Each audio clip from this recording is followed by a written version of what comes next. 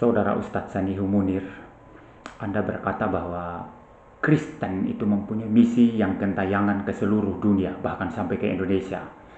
Dan misi itu disetir oleh ayat-ayat palsu Alkitab. Saudara mengutip perintah untuk memberitakan Injil di dalam kitab Markus dan juga kitab Matius, yang saudara katakan itu ayat-ayat palsu yang ditambahkan kemudian. Lalu saudara mengutip pendapat ahli biblika, tetapi jikalau argumentasi saudara dibangun di atas kepalsuan, tidak peduli saudara rujuk kepada ahli siapa, saudara rujuk kepada teks-teks apa, tetapi kalau secara mendasar, secara fundamental argumentasimu dibangun di atas dasar kepalsuan, maka semua dukungan yang Anda ambil dari luar itu tidak relevan, dan tetap saja argumentasi Anda itu adalah palsu. Kenapa saya katakan argumentasi Anda itu palsu? Karena mata Anda itu rabun. Anda itu tidak membaca kitab-kitab Injil secara keseluruhan. Anda tidak meneliti kitab-kitab Injil secara keseluruhan.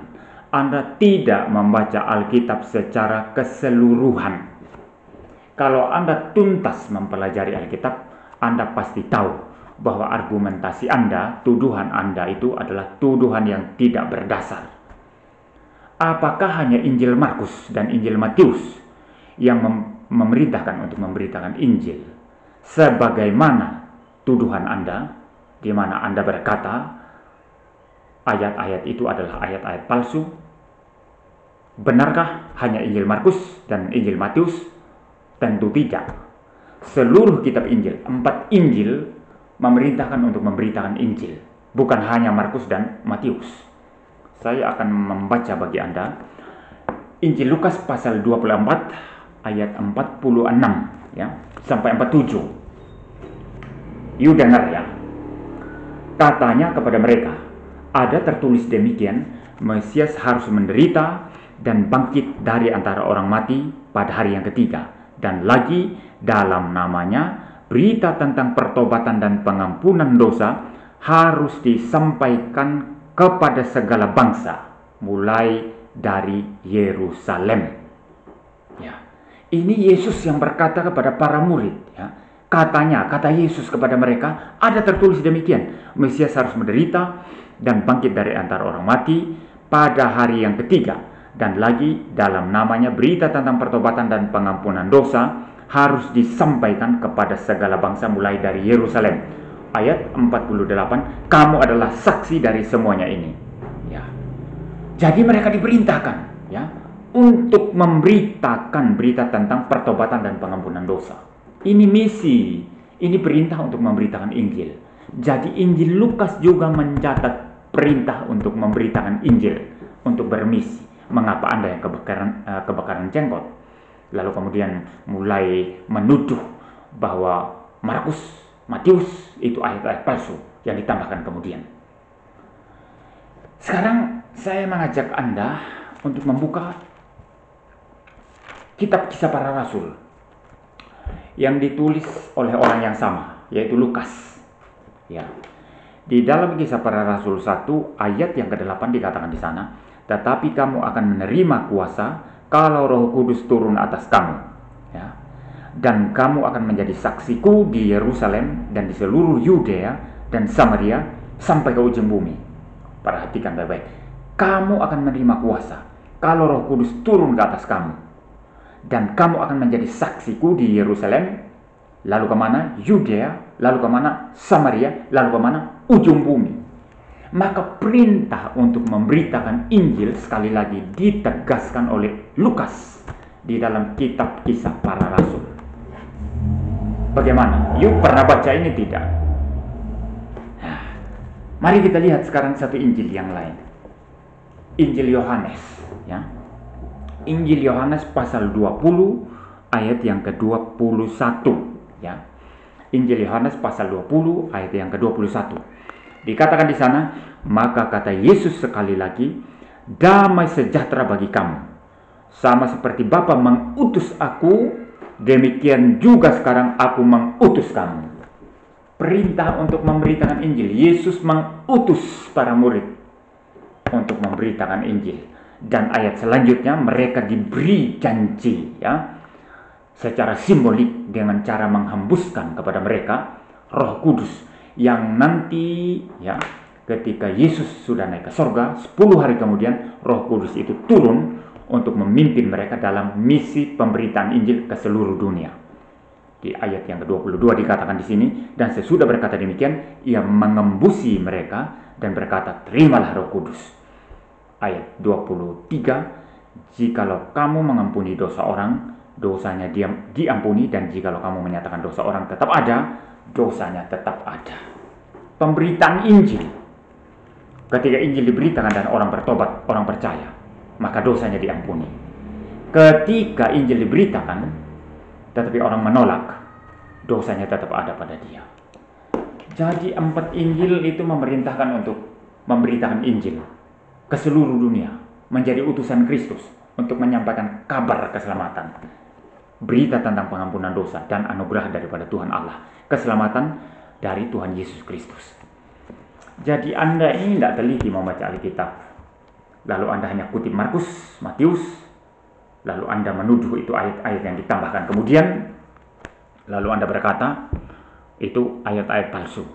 Jadi orang Kristen memberitakan Injil di atas dasar ayat-ayat palsu. Seandainya itu ayat-ayat palsu, bagaimana bisa saudara menjelaskan mengenai perintah memberitakan Injil dalam Injil Lukas, termasuk kisah para rasul, dan juga di dalam Injil Yohanes yang baru saya jelaskan tadi? Apa alasan Anda? Coba. Nah, sekarang mengenai ayat-ayat palsu yang saudara katakan. Anda mesti tahu, Alkitab ini tidak hanya berdiri pada satu manuskrip, ya. Silakan saja engkau kutip Codex Vaticanus, Codex Sinaiticus, Anda merujuk kepada ahli-ahli, ya. Tetapi Alkitab ini tidak dapat dibenarkan jika hanya berdiri pada satu manuskrip. Justru Alkitab ini dikumpulkan, ya, sebagaimana yang saya pegang ini, yang sudah diterjemahkan dalam bahasa Indonesia, itu diambil dari berbagai versi manuskrip, dan berbagai versi manuskrip itu saling mendukung satu dengan yang lainnya dan tidak ada yang bertolak belakang. Yang celaka besar itu kalau Alkitab itu hanya mendasarkan diri kepada Codex Vaticanus. Wah, celaka. Tidak boleh seperti itu. Atau hanya mendasarkan diri kepada Codex Sinaiticus. Wah, ini bahaya sekali. Bahaya sekali. Tidak boleh. Alkitab harus mendasarkan diri kepada banyak salinan.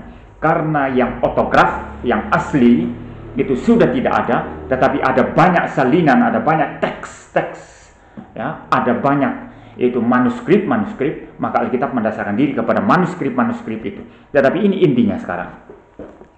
Semua manuskrip itu tetap ada sampai kemudian diterjemahkan ke dalam berbagai bahasa karena pemeliharaan Tuhan.